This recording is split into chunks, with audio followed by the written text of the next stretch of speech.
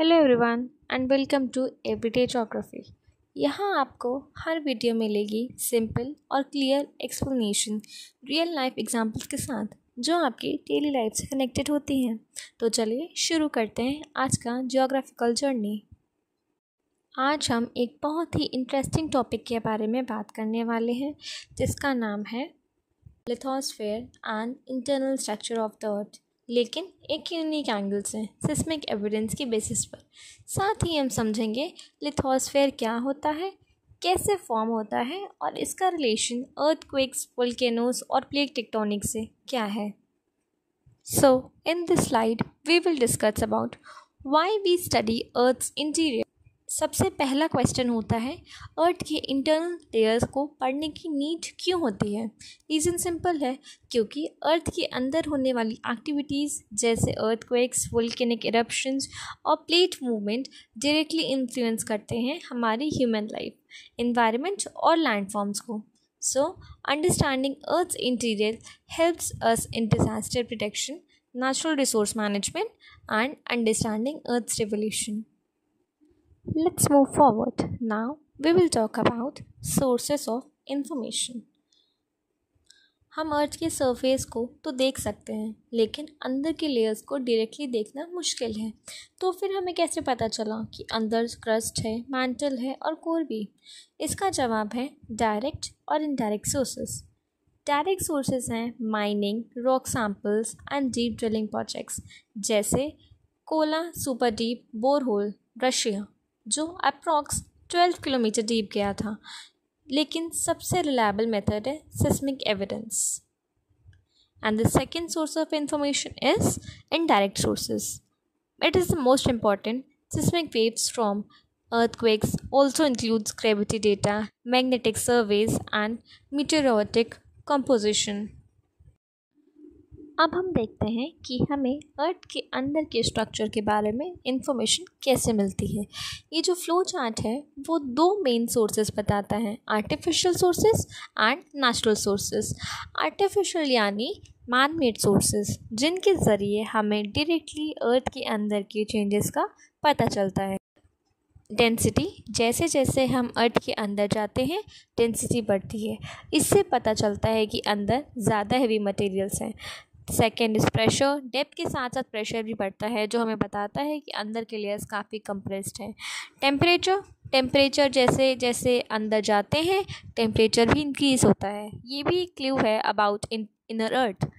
The fourth is magnetic field of earth का magnetic field भी बताता है कि अंदर आयरन या मेटलिक मटेरियल्स होंगे जो रोटेट करते हैं। The second source is natural sources. Natural sources वो हैं जो नेचर ने हमें दिए हैं, जिनके ज़रिए इनडायरेक्टली हम अर्थ के इंटीरियर को समझते हैं। वोल्केनिक इरप्शन, जब वोल्केनो इरप्ट होता है तो लावा अर्थ के अंदर से आता है, इससे हम समझ पाते हैं कि अंदर का मटेरियल कैसा। मीटेरॉइड्स, जो मीटेरॉइड्स स्पेस से गिरते हैं उनका मटेरियल अर्थ के अंदर के मटेरियल से मिलता जुलता होता है। थर्ड इज सिस्मिक इवेंट्स, जैसे कि अर्थक्वेक। जब अर्थक्वेक आता है तो वेव्स अर्थ के अंदर ट्रैवल करती हैं। इन वेव्स को स्टडी करके हमें अंदर के लेयर्स का आइडिया मिलता है। तो इस फ्लो चार्ट से हमने जाना कि अर्थ के इंटीरियर के बारे में जानने के दो मेन सोर्सेज होते हैं, कुछ आर्टिफिशियल और कुछ natural. Now let's understand the next topic, seismology यानी स्टडी ऑफ सिस्मिक वेव्स।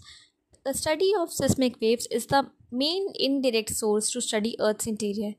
जब earthquake होता है तो एनर्जी रिलीज़ होती है जो अर्थ के इंटीरियर से ट्रैवल करती है in the form of seismic waves.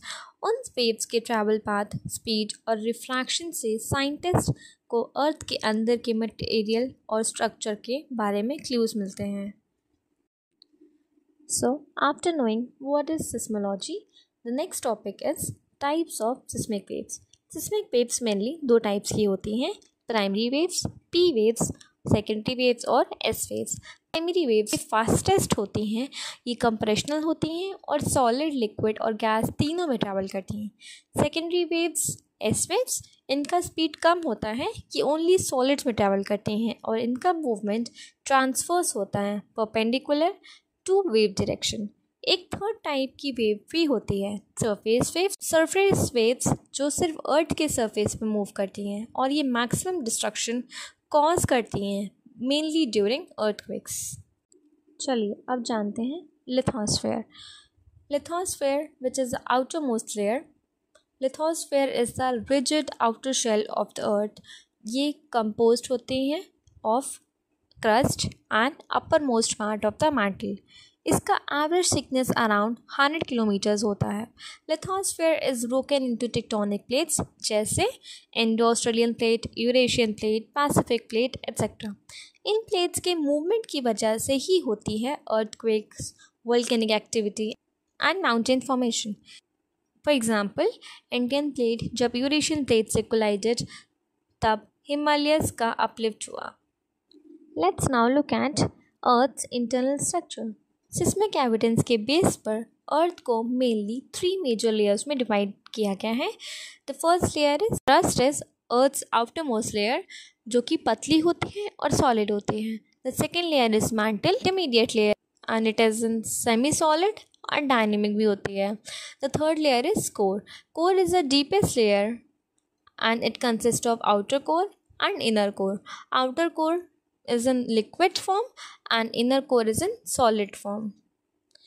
इनके बीच बाउंड्रीज को कहते हैं discontinuities. In this slide we will be studying about discontinuities. Discontinuities are the boundaries between layers like crust, mantle and core. There are 3 types of discontinuities: Mohr discontinuity, Gutenberg discontinuity and Lehmann discontinuity. Mohr discontinuity is between the crust and mantle. Gutenberg discontinuity between mantle and outer core. S-waves disappear indicates liquid nature of outer core. And the third is Lehmann discontinuity. They are between outer core and inner core. P-waves refract again indicates solid inner core. In this slide, we will be learning about core. Core is the innermost part of the earth. It is divided into outer core and inner core. Outer core mainly liquid state में होता है and in outer core mainly iron and nickel मिलता है. इस reason में convection of liquid metal होता है जो अर्थ का जियोमैग्नेटिक फील्ड जनरेट करता है. The second core is inner core, solid state में होता है और despite very high temperatures, the temperature is approximately 6000 degree Celsius due to extremely high pressure. This inner structure has been confirmed through P-wave refraction and S-wave absence in certain zones. Now, what is shadow zones? Shadow zones are those regions on Earth's surface where seismic waves are not recorded after an earthquake. S-waves do not pass through the outer core. This proves that the outer core is liquid. P-waves bend and refract due to changes in density, creating a specific P-wave shadow zone between 105 degree to 114 degree from the epicenter. This shadow zone concept gave strong evidence for the liquid nature of the outer core and different densities of internal layers. तो friends, अब आपको clear हो गया होगा कि अर्थ के अंदर के लेयर्स कैसे स्ट्रक्चर्ड है और कैसे सिस्मिक वेव्स ने हमें इन्हें समझने में हेल्प करी. अगर आपको ये वीडियो हेल्पफुल लगा हो तो प्लीज़ लाइक, शेयर और सब्सक्राइब ज़रूर करें. कमेंट करके बताएं अगला वीडियो किस टॉपिक पे चाहिए. मिलते हैं एक नए टॉपिक के साथ. Till then keep learning, keep exploring.